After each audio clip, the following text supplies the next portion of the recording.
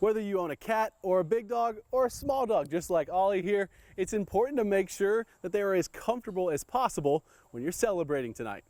All it takes is one good boom at the wrong time and they're gonna run and be very afraid. As the New Year's celebrations kick off tonight, pets are often forgotten about during all the festivities.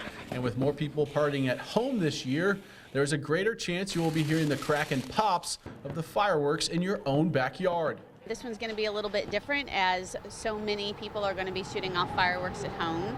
So the fireworks are going to be much closer to the house, might be right outside the door like it is on the 4th of July. Dr. Julie Lasser with Rim Animal Clinic in Loxley has seen plenty of lost animal cases after holiday celebrations just like the one tonight.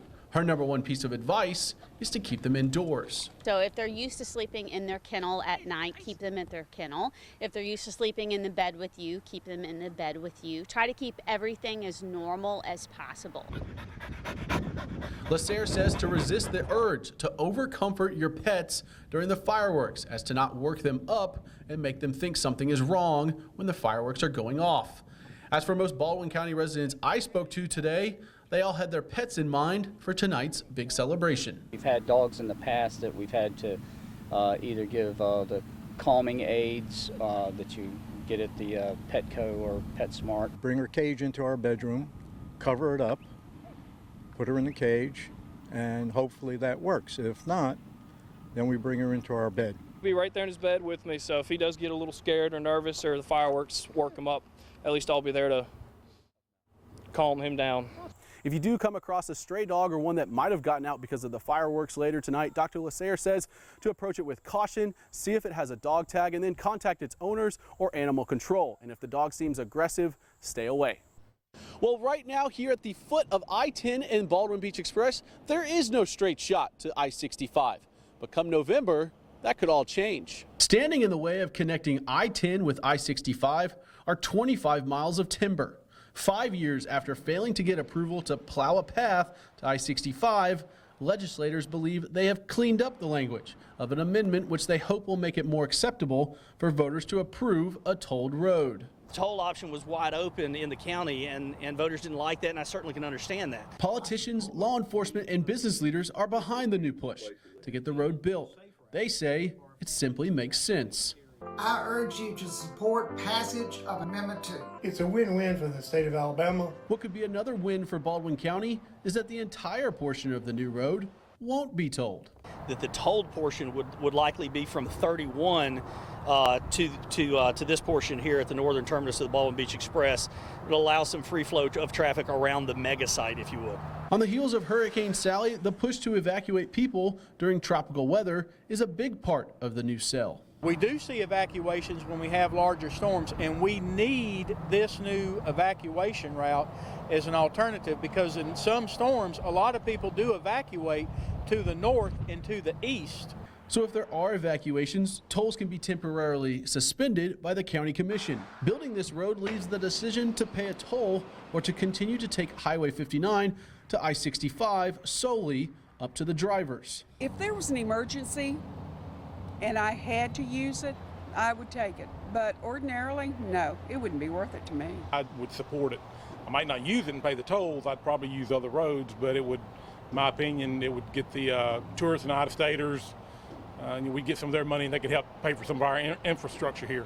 As of right now, Baldwin County has spent almost $12 million on the project, from interchange permits to wetland mitigation. As for the rest of the funding of the project, that'll be up to the voters come November 3rd. You can put your stuff in here you want to. A good deed like this one is nothing new for DeMarcus Rudolph, who has been giving back to his community for quite some time now. There you go. Today, he's giving out school supplies to anyone that stopped by Joe Louis Patrick Park in Daphne. The Daphne High School graduate and current University of Alabama student remembers when he was in the same position of needing school supplies. I was young once. It just reminded me that they here, like, I have to do something. The supplies were bought with his own money. Everything is free to those who showed up. Any donations go right back into a family foundation that is used to buy more supplies to put right back into the same community where he grew up. As for Rudolph, helping students in his hometown with supplies is a simple act that can go a long way. What do you get out of this? Joy. Joy, like, it's not about me, it's not about what I do, I get to see other people smile and like be happy. I get told good job, and I kind of just want to tell everybody, don't tell me good job, not trying to like boost my head up, but it's not about me, it's about them. They come first. If you want to help out his cause, we have a link to his GoFundMe account on our website at mynbc15.com. Terrain, wet conditions, and on and off rain throughout the day has severely limited investigators from getting to the crash site. Everything bad condition that exists, that's what we had last night. Rain, mud, and tough terrain hampered recovery efforts last night and again today. We do know that the small plane, a Beechcraft Bonanza that can hold up to 5 people, took off from Jack Edwards Airport in Gulf Shores about 6:45 last night and was scheduled to fly to Muscle Shoals. It was last seen on radar around 7:01 p.m. flying through a strong storm that moved through our area. Go quite a few miles up to the woods and down all these dirt roads and to get there back to the crash site. A Coast Guard helicopter spotted the burning plane and landed near first responders to guide them to the crash site. And he landed in behind that, and it just amazed me. That must have been the most experienced pilot there ever was, because that was a tight LZ.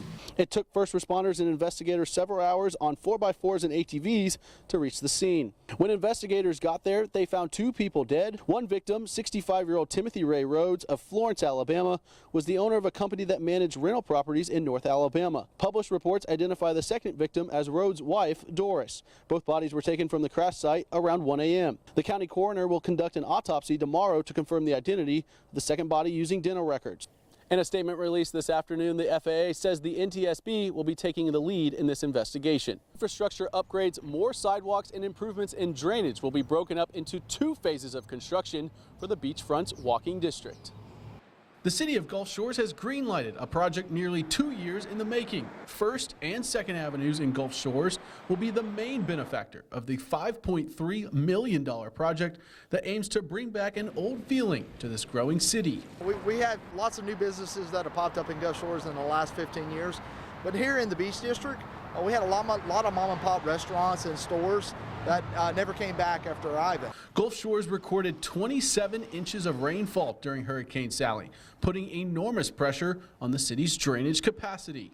The drainage in this particular area is even more critical because we discharge into tidally influenced bodies of water. So not only are we going to improve the capacity of the drainage, we're going to have debris traps that'll help filter the trash before it enters our natural streams and waterways. The revitalization project is funded directly from a 2% lodging tax increase that started 5 years ago. And that 2% is solely dedicated to transportation enhancement projects. And because all these improvements are within city streets and within city rights-of-way, that's where the funding source will be for these improvements. Tax dollars at work. Both visitors and residents like the plan. We definitely prefer the more of the mom and pop type locations where there's not a whole lot of high rises and all.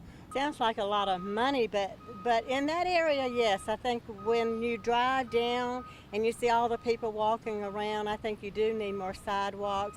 Now with the new project comes more than 100 new parking spaces throughout the 2 phases of construction. Scheduled completion date for the project is summer of 2021.